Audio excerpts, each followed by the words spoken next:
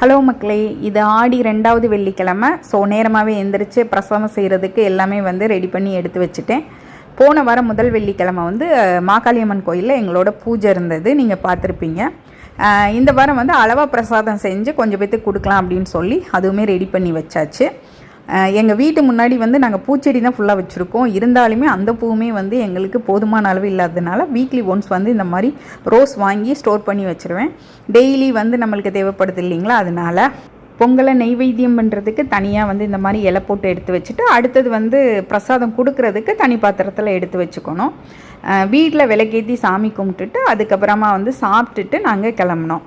இது பார்த்திங்க அப்படின்னம்னா காளி சாமிக்குமே தனியாக எடுத்து வச்சுட்டு அதுக்கப்புறம் பிரசாத டப்பா இருக்கும் இல்லைங்களா, அதில் எடுத்து வச்சுட்டேன்.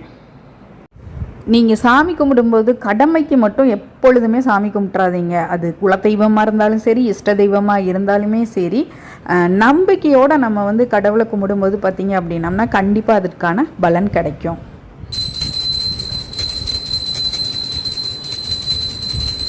வீட்டில் சாமி கும்பிட்டு முடிச்சுட்டு அடுத்தது கோயிலுக்கு கிளம்பியாச்சு.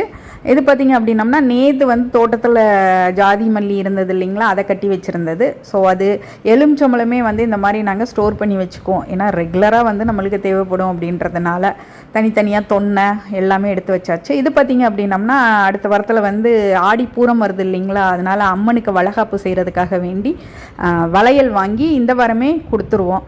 ஏன்னா அவங்க ரெடி பண்ணணும், ஃபுல்லாக வளையல் அலங்காரம் தான் இருக்குங்களா, அதுக்காக வேண்டி. அடுத்தது பிரசாதமே பார்த்திங்கன்னா கொடுக்க ஆரம்பித்தாச்சு. சாமி கும்பிட்டுட்டு வீட்டுக்கும் வந்தாச்சு.